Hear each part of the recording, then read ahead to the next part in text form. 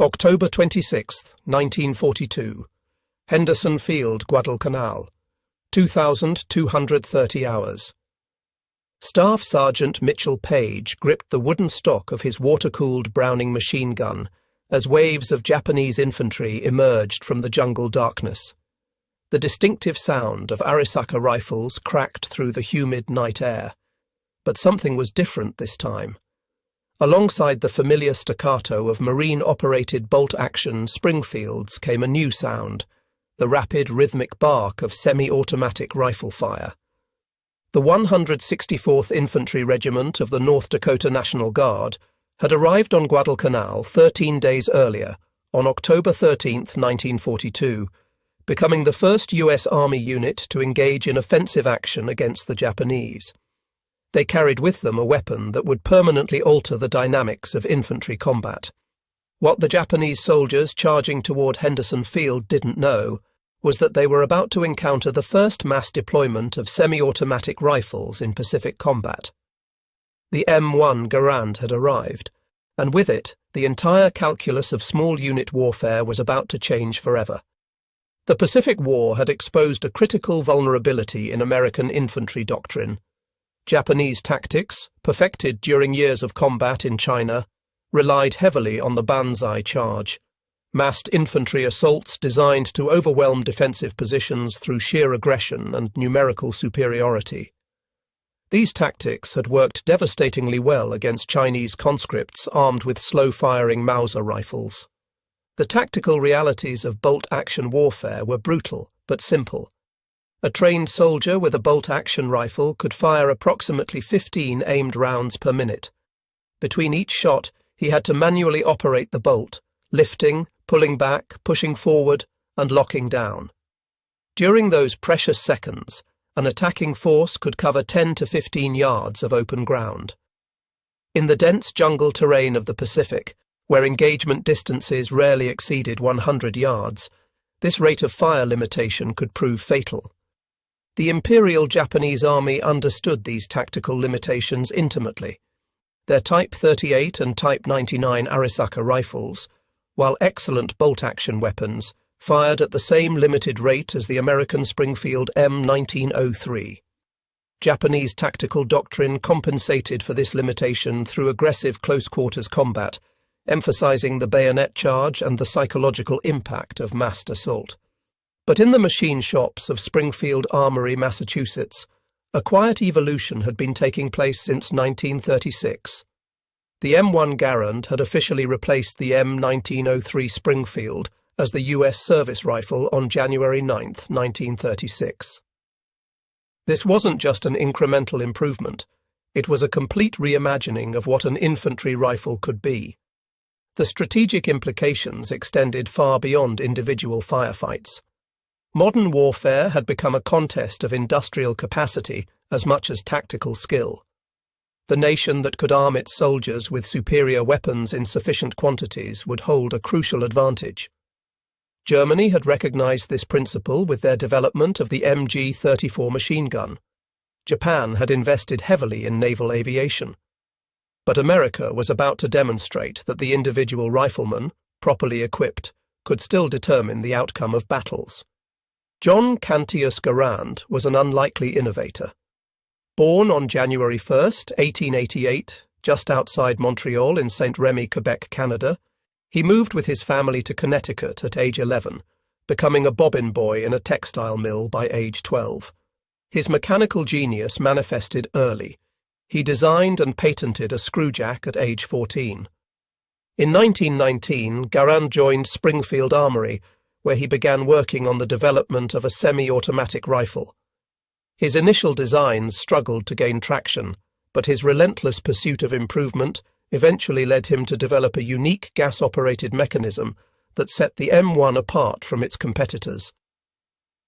This design utilized the gas expelled from a fired cartridge to cycle the action, allowing for rapid successive shots without manual reloading. The M1 Garand was a masterpiece of mechanical engineering and practical design. Weighing only 9.5 pounds, it had a rigidly supported barrel and fired semi-automatically from an 8-shot on-block clip. The rifle's gas-operated mechanism utilized expanding gases from each fired cartridge to automatically eject the spent casing, chamber a new round, and cock the hammer for the next shot. This cycle occurred in less than 1/10 of a second. The tactical advantages of this advancement were game-changing. While a bolt-action rifle delivered 15 aimed rounds per minute, the M1 Garand could deliver 40 to 50 aimed rounds per minute, a threefold increase in firepower. More critically, the shooter never had to break his sight picture or shooting position between shots. Every trigger pull delivered a 30.06 Springfield round with 2,800 foot-pounds of muzzle energy, capable of penetrating 20 inches of white pine at 100 yards. Production statistics told their own story of American industrial mobilization. Machine production began at Springfield Armory in September 1937 at a rate of 10 rifles per day, reaching an output of 100 per day within 2 years. By December 1941, approximately 29,700 M1 rifles had been produced. But this was just the beginning. The rifle's designer had another essential advantage. He understood manufacturing as intimately as he understood mechanics. Garand's background in industrial machinery allowed him to design the rifle for ease of production, as well as the machines that would perform each operation. This dual expertise would prove critical when America needed to arm millions of soldiers. The night of October 24th to 25th, 1942, would become known as the Battle for Henderson Field, though the Marines who fought it would remember it simply as Dugout Sunday. Lieutenant Colonel Lewis Chesty Puller's 1st Battalion, 7th Marines, held a critical sector of the perimeter. His Marines, armed primarily with M1903 Springfield rifles, had been fighting for weeks with dwindling ammunition and mounting casualties. When Puller requested reinforcements, they came in the form of the 3rd Battalion, 164th Infantry Regiment, commanded by Lieutenant Colonel Robert K. Hall from Jamestown, North Dakota. Private First Class Leonard Stefanich of the 164th Infantry later recalled the moment of integration. The Marines looked at our rifles with a mixture of curiosity and skepticism. They'd never seen M1s in combat. Some of them still thought semi-automatic fire would waste ammunition. At 2100 hours, Japanese artillery began the preparatory bombardment. Intelligence estimates suggested that General Masao Maruyama's Sendai Division had massed over 7,000 troops for the assault. The Japanese plan was straightforward: overwhelm the American positions through successive waves of infantry charges, each wave exploiting the reload delays inherent in bolt-action combat. Puller and Hall worked together to place soldiers in foxholes alongside Marines, creating an integrated defence. Each Army Rifle squad with M1 Garands was positioned to provide interlocking fields of fire with Marine units. At 2200 hours, the first wave struck. Japanese soldiers emerged from the jungle in company-strength formations, rifles fixed with Type 30 bayonets, officers wielding traditional katana swords. The distinctive battle cry of Banzai echoed across the perimeter. The Marines opened fire with their Springfields, the familiar crack-pause-crack rhythm of bolt-action warfare. But interspersed among them, the soldiers of the 164th began firing their M1s. The difference was immediately apparent and lethal. Where a Marine had to work his bolt after each shot, momentarily losing sight of his target, the soldiers with M1s maintained continuous aimed fire. 8 rounds, as fast as they could squeeze the trigger, each bullet finding its mark in the packed Japanese formations. The distinctive ping of ejecting en bloc clips rang out as soldiers reloaded in under 3 seconds and resumed firing. Corporal Joseph F. Lapointe of the 164th would later testify, "The Japanese came in waves, just like we'd been told they would, but they seemed completely unprepared for the volume of fire we could put out. You could see the confusion in their ranks when what should have been gaps in our fire just weren't there." The second wave struck at 23:30 hours, this time with greater numbers. Japanese tactical doctrine called for each successive wave to exploit the exhaustion and ammunition depletion of the defenders. but the combat dynamics had changed. The newly issued M1 Garand rifles outshined the bolt-action Springfield 1903s used by the Marines as waves of Japanese assaulted the perimeter. By dawn on October 25th, over 2,200 Japanese bodies littered the approaches to Henderson Field. American casualties numbered fewer than 100 dead and wounded. The 164th Infantry's firepower had been critical. The soldiers earned the respect of the Marines, and the Army Regiment was awarded the Navy Presidential Unit Citation.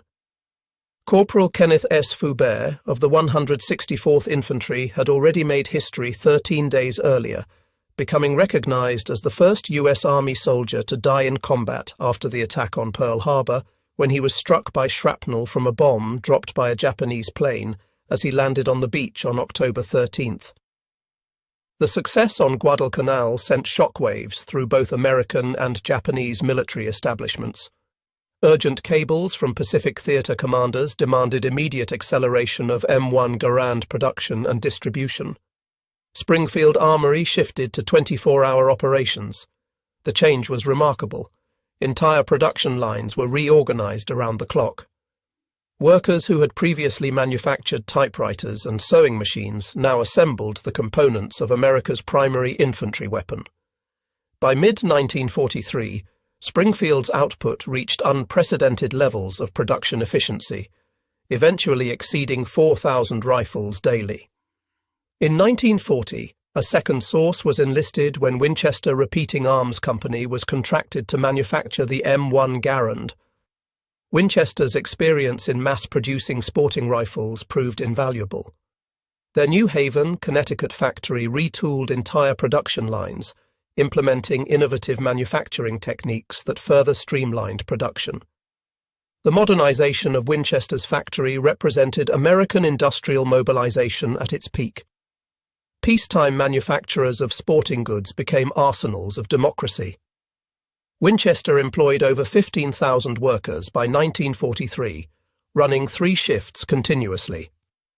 Women who had never before worked in arms manufacturing became expert rifle assemblers. Quality control inspectors checked every rifle at 37 different points in the production process. By 1941, production rates had increased dramatically, reaching over 600 rifles per day. In total, approximately 5.4 million M1 Garands were produced during the war years. This massive output was achieved through a combination of traditional craftsmanship and modern mass production techniques that had never before been applied to military firearms on such a scale. Each rifle required 150 separate manufacturing operations. The receiver alone demanded 72 distinct machining steps. Barrel production involved deep hole drilling through 24 inches of specialized ordnance steel, maintaining tolerances of 2/10,000ths of an inch. The rifling process cut 6 grooves in a right-hand twist, 1 turn in 10 inches, optimal for stabilizing the .306 cartridge. But production was only half the equation.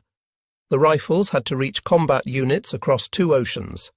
The logistics chain stretched from Springfield and New Haven to training camps across America, then to ports of embarkation, across submarine-infested waters, to supply depots in England, North Africa, and the Pacific. November 8, 1942. Operation Torch. As the 164th Infantry continued fighting on Guadalcanal, American forces landed in North Africa. The 1st Infantry Division, the Big Red One, came ashore at Oran, Algeria, with every rifleman carrying an M1 Garand. The terrain of North Africa presented completely different challenges from the Pacific jungles. Open desert warfare with engagement distances exceeding 500 yards would test the M1's accuracy and reliability under harsh conditions. Sand, dust, and extreme temperature variations, from 120 degrees Fahrenheit during the day to near freezing at night, stressed every component of the rifle.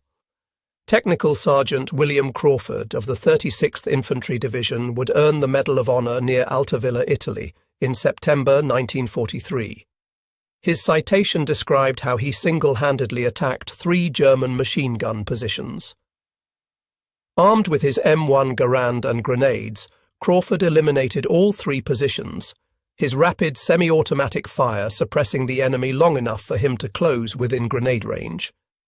The operational dynamics of desert warfare differed from jungle combat, but the M1's advantages remained crucial. German forces, armed primarily with the Karabiner 98K bolt-action rifle, found themselves consistently outgunned in infantry engagements. The Wehrmacht's response was to increase production of the MP-40 submachine gun and accelerate development of semi-automatic rifles like the Gewehr 43. But the German efforts came too late and in insufficient quantities.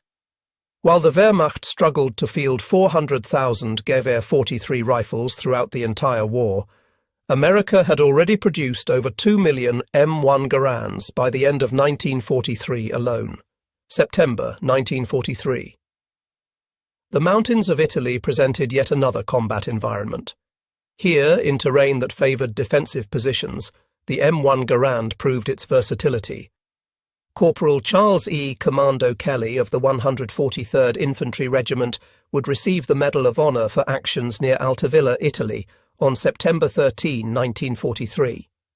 When German forces counterattacked his position, Kelly held them off with his automatic rifle until it overheated and jammed. He then used another rifle, and when that too failed, he pulled the pins on 60mm mortar shells and used them as grenades, killing at least 5 enemy soldiers. Kelly's actions, though performed with various weapons, demonstrated the kind of aggressive infantry tactics that the M1 Garand made possible across the theatre. Private First Class Floyd K. Lindstrom of the 3rd Infantry Division would receive the Medal of Honour for actions near Mignano, Italy, on November 11, 1943. When his squad was pinned down by German machine gun fire, Lindstrom used his M1 to provide covering fire while manoeuvring to flank the position. The rapid, accurate fire from his Garand allowed him to suppress the enemy gun crew long enough to destroy the position with grenades. Supply of the M1 rifle took some time to catch up with demand, and many units in Italy were not fully equipped with the Garand until mid-1944. Units still equipped with M1903 Springfields found themselves at a severe disadvantage in the close-quarters mountain fighting. The Italian campaign demonstrated another essential advantage of the M1 Garand, its reliability in adverse conditions. Rain, mud and snow were constant companions in the Italian mountains. The M1's gas-operated system, while complex, proved remarkably resistant to fouling. Soldiers reported that even when caked with mud, the rifle would continue to function after a quick field cleaning. June 6, 1944, D-Day. As American soldiers waded through the surf at Omaha Beach, they carried M1 Garands wrapped in protective gas-proof bags. The rifles had been treated with special preservative compounds to survive the saltwater immersion. Private Carlton W. Barrett of the 18th Infantry Regiment, 1st Infantry Division, would earn the Medal of Honour for his actions on D-Day. Armed with his M1 Garand and Browning automatic rifle ammunition he'd gathered from fallen comrades, Barrett eliminated an entire German machine gun squad that had pinned down his unit on the beach. The hedgerow country of Normandy created a unique tactical environment. Engagement distances rarely exceeded 50 yards, and the ability to deliver rapid, accurate fire while manoeuvring became paramount. By late summer 1944, many non-commissioned officers and field officers swapped out their M1 carbines for Garand rifles, opting for the hard-hitting .3006 round that could blast through doors and masonry in urban combat. Staff Sergeant Walter D. Ehlers of the 18th Infantry Regiment would earn the Medal of Honour for actions near Goville, France on June 9 to 10, 1944. Over 2 days of intense combat, Ehlers used his M1 Garand to eliminate multiple German positions, at one point single-handedly attacking a mortar position and killing its crew with rapid semi-automatic fire. The Battle for St. Lo, July 1944, demonstrated the M1's effectiveness in urban warfare. House-to-house fighting required weapons that could penetrate walls and barriers. The .306 round fired from the M1 could punch through brick walls that would stop lesser calibers. German soldiers quickly learned to fear the distinctive sound of multiple M1s firing in rapid succession. October 20th, 1944, Leyte Gulf, Philippines. General Douglas MacArthur waded ashore, fulfilling his promise to return. With him came 4 army divisions, fully equipped with M1 Garands, about to face the most fanatical Japanese resistance of the war. The Philippines campaign would test every aspect of the M1 Garand's design. Monsoon rains, tropical humidity approaching 100%, salt corrosion from sea spray, and the ever-present mud of jungle warfare. Japanese forces, now fully aware of American firepower superiority, had adapted their tactics. Instead of massed banzai charges, they employed infiltration tactics, spider holes, and interconnected tunnel systems. Private First Class Dirk J. Vlug of the 126th Infantry Regiment, 32nd Infantry Division, would demonstrate the M1's effectiveness in this new tactical environment. On December 15, 1944, near Limon, Leyte, Vlug single-handedly assaulted 5 Japanese positions. Armed with his M1 Garand and a rocket launcher captured from a wounded comrade, he eliminated multiple enemy strongpoints, his rapid rifle fire keeping Japanese defenders suppressed while he manoeuvred. The Battle for Manila, February 1945, would see urban warfare on a scale not previously encountered in the Pacific. Every building became a fortress, every room a potential killing field. The M1 Garand's power became essential. Its .306 rounds could penetrate walls, doors, and improvised barricades that would stop lesser calibers. Technical Sergeant Donald E. Rudolph of the 20th Infantry Regiment would earn the Medal of Honor during the fighting for Manila. On February 5, 1945, Rudolph cleared an entire city block virtually single-handed, using his M1 Garand to eliminate Japanese defenders from fortified positions. His citation noted that he fired over 400 rounds during the 6-hour engagement, with his M1 functioning flawlessly throughout. April 1, 1945, Operation Iceberg. The invasion of Okinawa represented the largest amphibious assault of the Pacific War. Over 180,000 American soldiers and Marines would land on the island, virtually all armed with M1 Garands or M1 carbines. The Japanese defense of Okinawa represented their most sophisticated tactical evolution of the war. General Mitsuru Ushijima had prepared a defense in depth, utilizing the island's natural cave systems and coral ridges. Instead of attempting to stop the Americans at the beach, he would bleed them white in a battle of attrition. Private First Class Desmond Doss, a medic with the 77th Infantry Division, would earn the Medal of Honor without ever firing a weapon.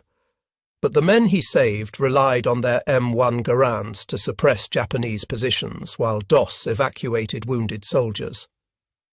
On May 5, 1945, during the assault on the Maida Escarpment, Hacksaw Ridge, soldiers of the 77th Infantry Division delivered covering fire with their M1s, while Doss single-handedly evacuated 75 wounded men. Corporal Thomas J. Coolidge of the 96th Infantry Division described the intensity of the fighting. The Japanese had learned. They didn't charge anymore. They made us come to them, fighting for every cave, every pillbox. Without the M1, we would have been overwhelmed. When a spider hole opened up, you had to put 8 rounds on it immediately, or someone died. The Battle for Sugarloaf Hill, May 12th to 18th, 1945, epitomized the savage nature of Okinawa combat. Marines and soldiers fired over 30,000 rounds of 30 cal 06 ammunition per day during the 6-day battle. M1 Garands, fired until their barrels glowed red, delivered the sustained firepower necessary to suppress Japanese positions. Private First Class Clarence B. Craft of the 382nd Infantry Regiment would earn the Medal of Honor on May 31, 1945, at Hen Hill, Okinawa. Armed with his M1 Garand and grenades, Kraft single-handedly assaulted a Japanese-held escarpment, eliminating multiple machine gun positions and killing dozens of enemy soldiers in close combat. His rifle's rapid-fire capability allowed him to suppress enemy positions while maneuvering up the steep slope. By the battle's end on June 22, 1945, American forces had suffered over 50,000 casualties. Japanese losses exceeded 100,000 dead. The M1 Garand had proven itself in the war's most brutal combat environment, functioning reliably despite the mud, rain and constant use that characterized the 82-day campaign. The numbers told an irrefutable story of industrial might and tactical superiority. Production statistics. Total M1 Garands produced during World War II, 5,468,772. Springfield Armory production, approximately 3.5 million rifles. Winchester production, over 500,000 rifles.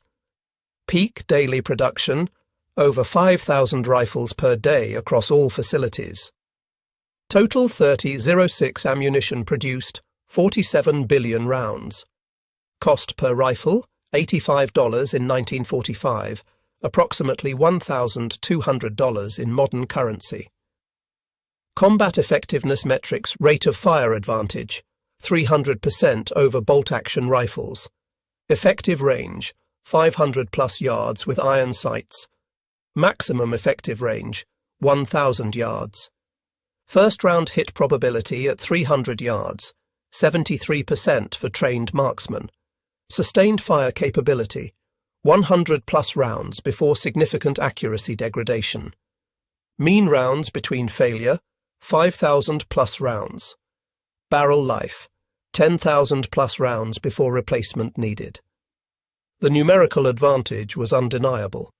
A standard U.S. Army rifle squad of 12 men, with 10 M1 Garands and 2 Browning automatic rifles, could deliver 400 to 500 aimed rounds per minute. An equivalent Japanese squad with Arisaka rifles could manage only 150 to 180 rounds per minute. This threefold firepower advantage at the squad level translated into conclusive tactical superiority in virtually every engagement. Master Sergeant John C. Clark of the 7th Infantry Division calculated that during a typical engagement on Okinawa, his platoon expended ammunition at a 4-to-1 ratio compared to Japanese units, while achieving a 6-to-1 casualty ratio in their favour. Simple arithmetic, he noted in his after-action report. We could shoot faster, more accurately, and didn't have to expose ourselves working a bolt. German after-action reports captured in 1945 consistently noted American small arms superiority. A Wehrmacht training circular from December 1944 stated, "The American infantry's firepower at the squad level exceeds our own by a factor of 3. Frontal engagements at ranges under 300 meters should be avoided unless supporting weapons are available." Japanese military intelligence reports from 1943 onward showed increasing concern about American firepower. A translated document from Imperial General Headquarters, dated March 1944, noted, "The enemy's semi-automatic rifles have negated our traditional advantage in spirit and elan. New tactics must be developed to counter this technological superiority." The psychological impact was equally significant. Wehrmacht Obergefreiter Friedrich Bertenrath, captured during the Battle of the Bulge, stated during interrogation, "We could always tell when we faced Americans by the sound of their rifles.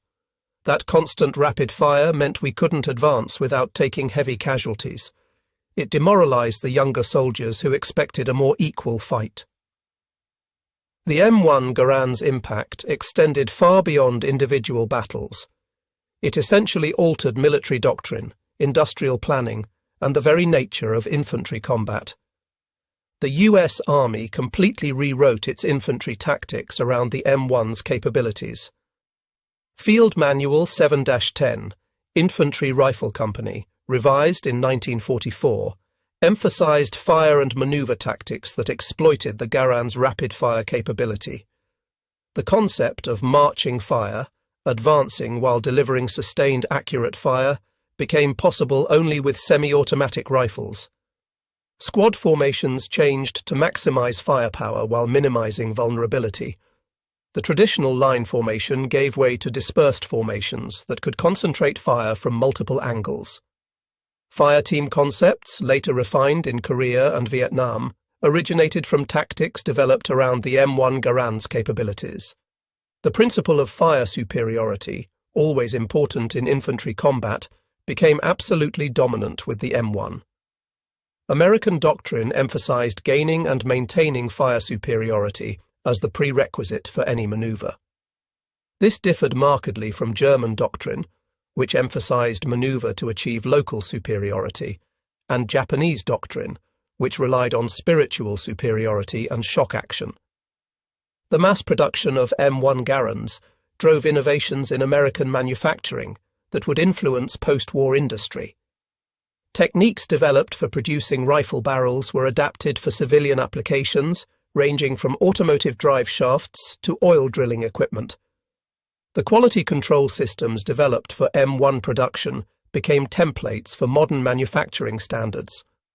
Statistical process control, pioneered at Springfield Armory to ensure interchangeable parts, became standard practice in American industry. The concept of go-no-go gauges, vital for M1 production, spread throughout manufacturing sectors.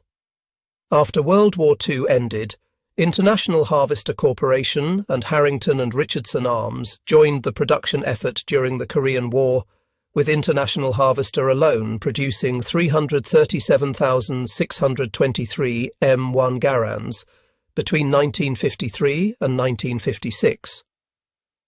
This demonstrated the enduring value of the design and the ability of American industry to rapidly reconstitute military production capabilities. The M1 Garand's success triggered a worldwide rush to develop semi-automatic infantry rifles. The Soviet Union accelerated development of the SVT-40, though production problems limited its deployment. Germany rushed the Gewehr 43 into production, but managed to field fewer than 500,000 throughout the war. Even Britain, traditionally conservative in small arms development, began experimenting with semi-automatic designs. Post-war, virtually every major military adopted semi-automatic or selective fire rifles as standard infantry weapons. The bolt-action rifle, which had dominated battlefields for over 50 years, was relegated to specialized sniper applications within a decade of World War II's end. The AK-47, developed by Mikhail Kalashnikov after experiencing American firepower superiority firsthand, incorporated lessons learned from facing M1-equipped troops. The FNF-AL, adopted by numerous NATO countries, was designed specifically to match or exceed the M1's capabilities. The German G3 rifle incorporated design elements that addressed weaknesses identified when facing M1-equipped American forces. Veterans consistently reported the psychological impact of the M1's firepower. Japanese soldier Tadashi Suzuki, captured on Saipan in 1944, told interrogators, "We were told Americans were soft, weak. But their rifles never stopped shooting. It destroyed our spirit. We called them the rifles that shoot forever." German Feldwebel Hans Müller, captured in the Hürtgen forest, stated, "We knew when we faced Americans by the sound of their rifles. That rapid bang, bang, bang meant taking cover and waiting for artillery. We couldn't match their rifle fire. It was like fighting men armed with machine guns." The distinctive ping of the M1's ejecting clip, initially thought to be a tactical disadvantage, actually became a psychological weapon. Veterans reported that the sound often caused enemy soldiers to expose themselves prematurely, thinking Americans were reloading, only to be cut down by other squad members whose rifles were still loaded. The M1 Garand's 8-round en-bloc clip system modernized ammunition supply. Clips could be preloaded at supply depots, sealed in waterproof containers, and distributed to front-line units. A soldier could carry 80 rounds in 10 clips more easily than 60 rounds in loose ammunition or stripper clips. The standardization around 306 ammunition simplified logistics considerably. The same round was used in the M1 Garand, the M1903 Springfield, still used for sniping and grenade launching, the Browning automatic rifle, and most American machine guns. This commonality reduced supply complications and allowed ammunition sharing between different weapons systems. General George Patton described it as the greatest battle implement ever devised. This wasn't mere hyperbole from a general known for colourful statements. The M1 Garand had essentially changed warfare. When North Korean forces crossed the 38th parallel on June 25, 1950, American forces rushed to respond. Many of the M1 Garands pulled from storage had seen combat in World War II. The rifles, some showing rebuild stamps from multiple arsenals, proved that good design and quality manufacturing could produce weapons with extraordinary service lives. When war broke out on the Korean peninsula in 1950, soldiers and Marines picked their M1 rifles back up and went to fight. The frozen hills of Korea presented new challenges. Temperatures dropping to -35 degrees Fahrenheit tested every component.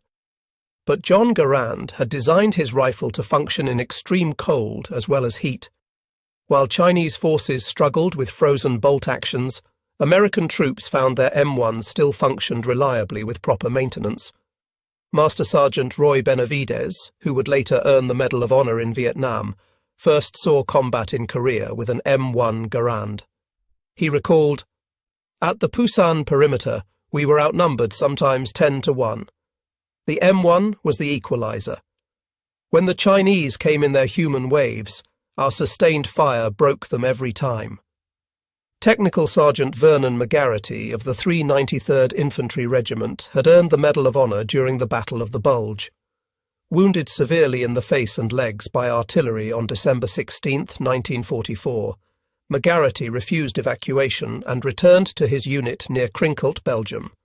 Using various weapons, including rifles, to hold off German attacks, he was eventually captured after his position was overrun. President Harry Truman presented him with the Medal of Honor on January 11, 1946. McGarity's experience, though primarily with crew-served weapons, demonstrated the kind of determined defensive fighting that M1-equipped units could sustain. The Battle of Chipyong-ni, February 1951, demonstrated the M1's continued relevance. Surrounded Chinese forces launched massive night attacks against the 23rd Infantry Regiment. Private First Class Herbert K. Pililau would posthumously receive the Medal of Honor for his actions during the battle.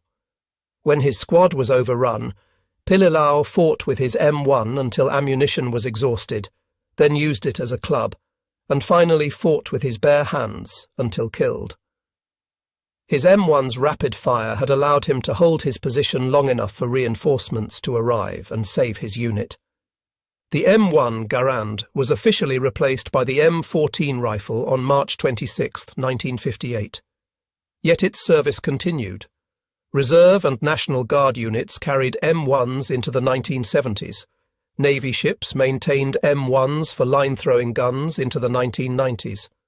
The Greek army used M1 Garands in combat as late as 1974 during the Turkish invasion of Cyprus. Military drill teams still use the M1 rifle, including the U.S. Marine Corps Silent Drill Team, the United States Air Force Academy Cadet Honor Guard, and numerous ROTC units. The rifle's perfect balance and solid construction make it ideal for precision drill movements. The Norwegian Royal Guard continues to use M1 Garands for ceremonial purposes, a tribute to the American weapons that helped liberate their nation. A true patriot, Garand offered this amazing gun to the government royalty-free. He never profited from the more than 6 million Garand rifles eventually produced. When Congress attempted to award him $100,000 in recognition, the bill failed to pass, though he did receive numerous honours including the Medal for Meritorious Service in 1941 and the Medal for Merit in 1944. Garand continued working at Springfield Armory until his retirement in 1953, after 34 years of service. He held 54 firearms-related patents, all assigned to the US government without additional compensation. He lived modestly in Springfield, Massachusetts, until his death in 1974, having lived to see his rifle serve in 3 wars and arm millions of American servicemen.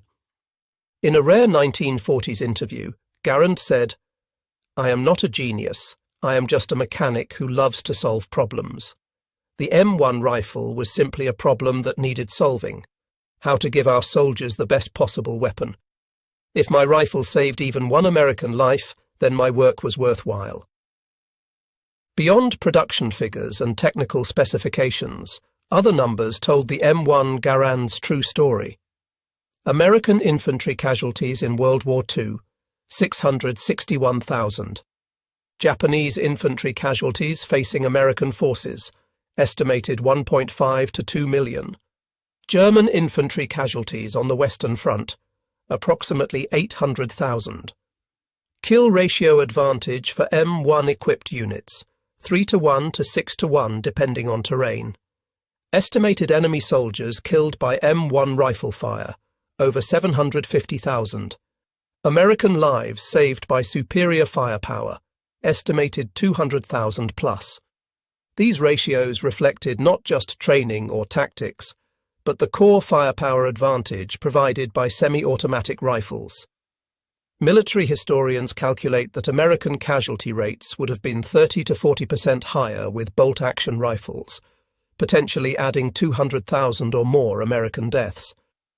Lieutenant General Tadamichi Kuribayashi, commander of Japanese forces on Iwo Jima, wrote in his final report, "The enemy's individual firepower exceeds our estimates by 300%.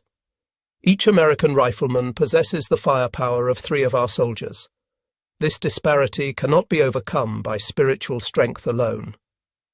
Field Marshal Erwin Rommel noted in his diary after observing American forces in North Africa, "Their individual weapons, particularly their semi-automatic rifles, give them a conclusive advantage in meeting engagements. We must avoid infantry confrontations where possible." Private First Class Audi. Murphy, the most decorated American soldier of World War II, credited the M1 Garand with saving his life numerous times. During his Medal of Honor action on January 26, 1945, Murphy used an M1 Garand to hold off an entire German company, firing over 200 rounds in a single engagement. "The M1 never let me down," he later wrote. "When everything else failed, when artillery couldn't reach, when air support wasn't available, that rifle kept me alive." Soviet Marshal Georgy Zhukov, observing American forces during joint operations in 1945, commented, "The American soldier is well armed. His semi-automatic rifle gives him a significant advantage in combat. We must develop similar weapons for the Red Army."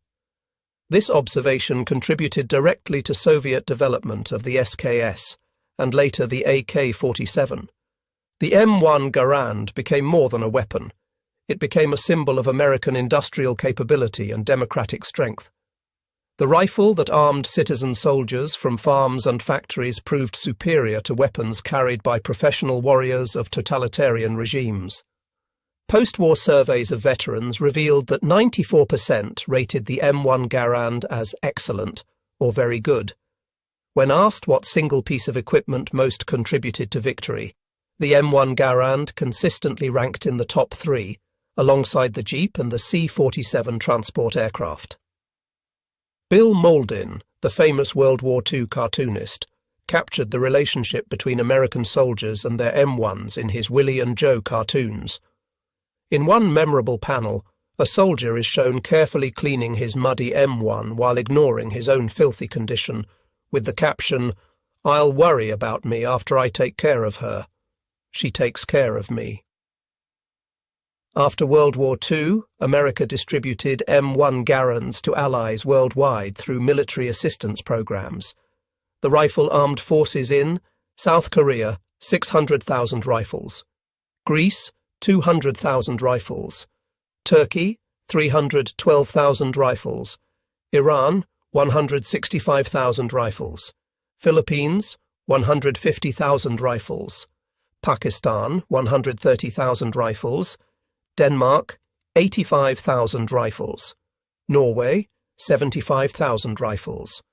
Italy, 232,000 rifles, including those manufactured under license. These rifles influenced a generation of military leaders and weapons designers worldwide. The principle of semi-automatic operation became the global standard, directly traceable to the M1 Garand's success. The M1 Garand's operating system influenced virtually every successful military rifle that followed.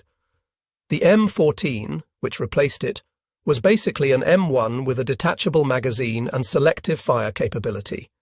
The Ruger Mini 14, popular with law enforcement and civilians, copied the Garand's action. Even modern rifles like the M16 and M4 carbine incorporate principles first proven in the M1 Garand. John Garand's gas-operated rotating bolt became the standard for reliability and accuracy. His method of controlling gas pressure through a precisely sized port in the barrel remains essentially unchanged in modern military rifles. The operating rod and bolt design, while refined, can be traced directly to Garand's original patents from the 1930s. Today, M1 Garands are among the most sought-after military collectibles. The civilian marksmanship program has distributed over 500,000 surplus M1s to American citizens since its inception. These rifles, many with multiple rebuild stamps indicating service in World War II, Korea and beyond, serve as tangible connections to history. At Camp Perry, Ohio, the national matches continue to feature M1 Garand competitions. Shooters using 70-year-old rifles regularly achieve accuracy that would have seemed impossible to soldiers who first carried them into combat. The John C. Garand match, established in 1985, honours the inventor while demonstrating the enduring accuracy of his design. Collectors particularly prize rifles with documented combat history. An M1 Garand confirmed to have been carried at D-Day can sell for over $25,000. But even common examples remain functional, reliable rifles, testament to the quality of their design and manufacture. The M1 Garand's story offers enduring lessons about military innovation that remain relevant in an age of smart weapons and networked warfare. Technological superiority at the individual level matters. Throughout the Pacific Campaign, outnumbered American forces prevailed through superior individual firepower. Today's emphasis on the individual soldier as a system continues this philosophy. Manufacturing capability determines military potential.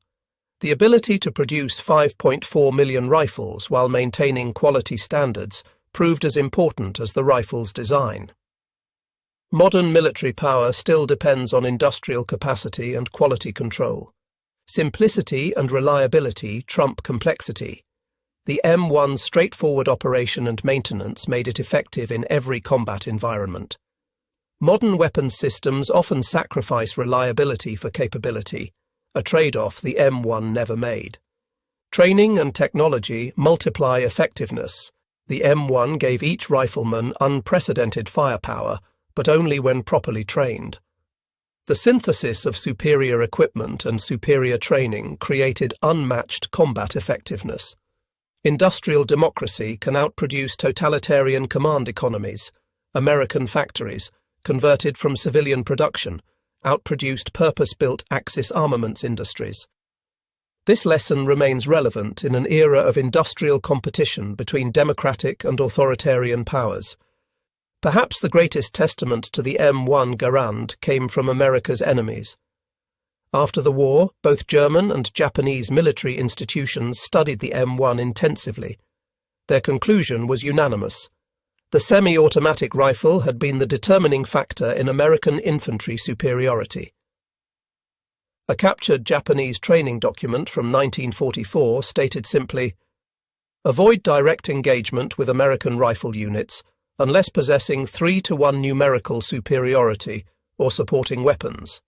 Their individual firepower negates our spiritual advantage." A German report from the Waffen-SS training school at Bad Tölz, dated January 1945, noted, "The American semi-automatic rifle has changed the nature of infantry combat. Our troops must be trained to expect and counter sustained rapid fire from individual riflemen. Traditional assault tactics are obsolete against such firepower. Corporal Charles E. Commando. Kelly, who earned the Medal of Honor in Italy, reflected years later. People ask me what won the war. Was it the atomic bomb, the B-29, the Sherman tank? I tell them it was simpler than that. It was the M1 rifle. Every GI had one, every GI could use it, and it never let us down. Technical Sergeant Vernon McGarity, despite being captured shortly after his Medal of Honor action at the Battle of the Bulge, witnessed firsthand the impact of American firepower on German forces. The extraordinary defensive action his unit mounted, though ultimately overwhelmed, demonstrated the staying power that M1-equipped units possessed even against superior numbers. Marine Private First Class Albert E. Schwab, who posthumously received the Medal of Honor on Okinawa, wrote in his last letter home, "Mum, this rifle they gave me is something special. It shoots as fast as I can aim. The Japanese just can't match it. If I make it home, it'll be because of this rifle." In the pre-dawn darkness of October 26, 1942, when Staff Sergeant Mitchell Page held his position against overwhelming Japanese forces, and when soldiers of the 164th Infantry Regiment brought their M1 Garands into combat on Guadalcanal, they carried more than just rifles. They carried the culmination of American industrial genius, the product of one immigrant's mechanical brilliance, and the instrument that would permanently alter the nature of warfare. From that night on Henderson Field to the final shots fired in August 1945, the M1 Garand proved itself in every theatre, every climate, and every type of combat. It armed citizen soldiers who had never before fired a weapon in anger and turned them into the most effective infantry force the world had ever seen. The numerical facts were irrefutable. 5,468,772 rifles produced, arming over 16 million American servicemen, achieving casualty ratios that had never before been seen in modern warfare. But beyond the numbers lay a more basic truth. The M1 Garand had democratized firepower, giving individual soldiers capabilities that previously required crew-served weapons.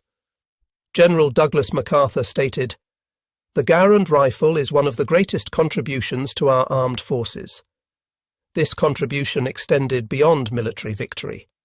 The M1 Garand represented American values made manifest in steel and wood, innovation, quality, reliability, and the belief that superior technology in the hands of free citizens could overcome tyranny.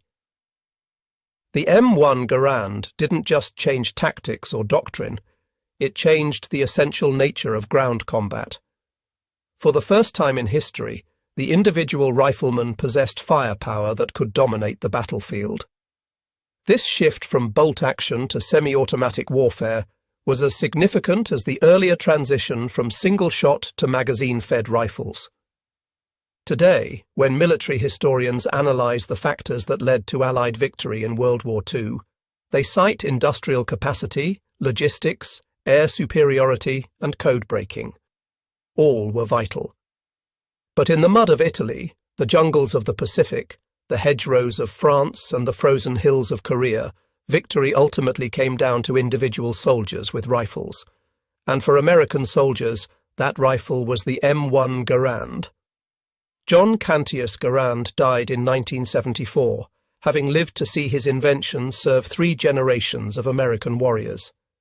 He never sought fame, never profited from his genius, and lived quietly in the knowledge that his rifle had helped preserve freedom when it was most threatened. His greatest reward, he once said, was knowing that American soldiers had the best rifle in the world when they needed it most. The last word belongs to a soldier. Staff Sergeant Raymond Zussman, who would posthumously receive the Medal of Honor for actions in France, September 1944, wrote in his final letter home, "Mum, if you want to know what's keeping me alive over here, it's my rifle, my buddies, and the knowledge that we've got the best equipment in the world. This M1 rifle, it's like having a guardian angel that never misses."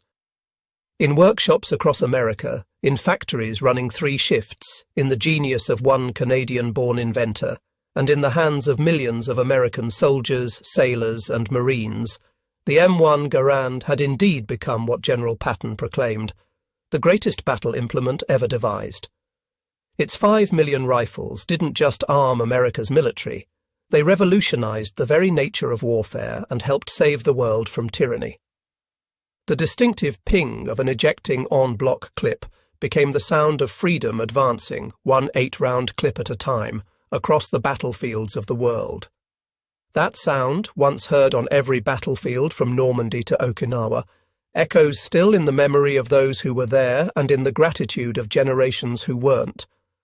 When the last World War II veteran passes into history, when the last Korean War soldier tells his final story, the M1 Garand will remain, in museums, in collections, in the hands of target shooters at Camp Perry, a tangible reminder of the time when American ingenuity, industrial might, and individual courage combined to save civilization itself. 5 million rifles, 16 million soldiers, one brilliant design, one immigrant inventor, one free nation standing against tyranny. The M1 Garand was, is, and shall remain the greatest battle implement ever devised, not just because of what it was, but because of what it represented. The ability of free people, properly armed and trained, to defeat any enemy, overcome